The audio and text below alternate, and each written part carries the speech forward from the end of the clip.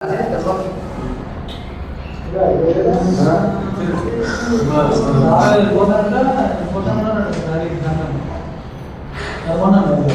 మాట్లాడినా EVM MLA అంటాడు.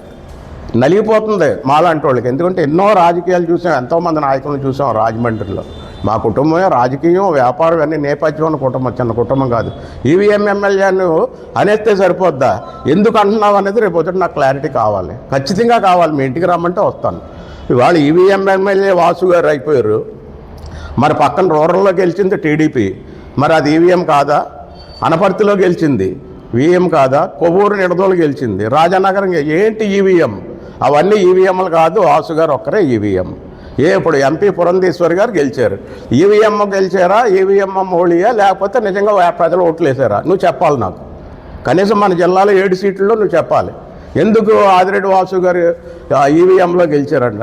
ఇక మొత్తం గాలిలో, బేబస్వని గాలిలో అందరూ పోతే 34,000 మెజార్టీతో భవానీ గారు గెలిచారు. అప్పుడు 26,000 జనసేనకు వచ్చింది, ఒక 10,000 బీజేపీ ఉన్నాయి. అప్పుడు 34,000 ఇవన్నీ కలుపుకుంటే 65,000 70,000 లాస్ట్ మీ గాలిలోనే సిటీలో మాకు పడి. నెక్స్ట్ నీకు 20,000 లాస్లో ఉన్నావు నువ్వు. కిందసారి ఆవిడ రూపగారు పోటీ చేసినప్పుడు 20,000 నీకు లెస్. ఈ లెక్కేసుకుంటే 1,00,000 అయింది. ఈవీఎం ఎలా చెప్తున్నావు? ఏదైనా కూడా కన్విన్సింగ్ చెప్పు. ఈవీఎం అని ఎందుకు అంటున్నావు? మరి 7 నియోజకవర్గాల్లో వాసు గారు ఒకళ్ళదే ఈవీఎం. ఈ ఈవీఎం వాసు గారు రాజమండ్రిలో సెట్ చేసుకుంటే అది నొక్కితే వాసు గారు 70,000తో గెలిచారా? అంటే నీ ఐడియా ఏంటంటే 70,000తో గెలిచేయడం ఏంటి? నాకు విపరీతమైన ఇమేజ్ ఉంది, నేను 100% 5,000తోనే గెలుస్తాను, మెజార్టీ వచ్చినా అంత రాకూడదు అనేది. రాజమండ్రి ఒకటి అంత రాకూడదు అంటే నువ్వు మంచి గాలిలో నండగా వచ్చినాయి కదా. 26,000 జనసేనకు వచ్చింది, 34,000 మాకు వచ్చింది, 10,000 5,000 బీజేపీకి పడింది. రాకూడదంటావేంటి? నీ గాలిలో, మీ గాలిలో సిటీలో ఇంత వ్యతిరేకం నీకు ఉంది. పురంధేశ్వరిగా రూపగారి మీద కూడా 20,000 నీకు లాసు. నువ్వు గెలిచావు ఎంపీగా, రాజమండ్రిలో ఓడిపోయావు. ఈవీఎం ఎలా అంటున్నావు?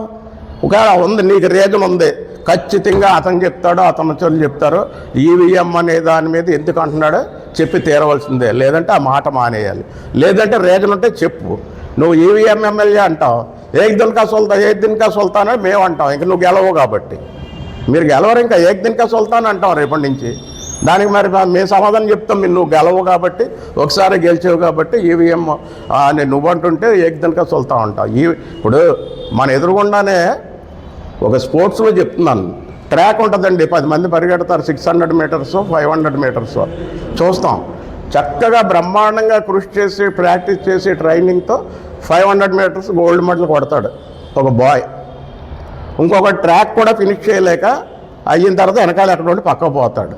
పక్కకు పోయినోడు వచ్చి నువ్వు దొంగతనంగా గెలిచావు అని అంటే ప్రేక్షకుడికి చప్పట్లు కొట్టినోడికి ఎంత బాధగా ఉంటుంది, అన్న ఓడి విలువ ఎంత తగ్గిపోతుంటుంది ఒకసారి ఆలోచన. మన ఎదురుగుండానే కదా పరిగెట్టాడు, కష్టపడ్డాడు, చెమటూడ్చాడు, అబ్బాబ్బా ఈ లేళ్లే పరిగెట్టాడు రా గోల్డ్ మెడల్ కొట్టాడని.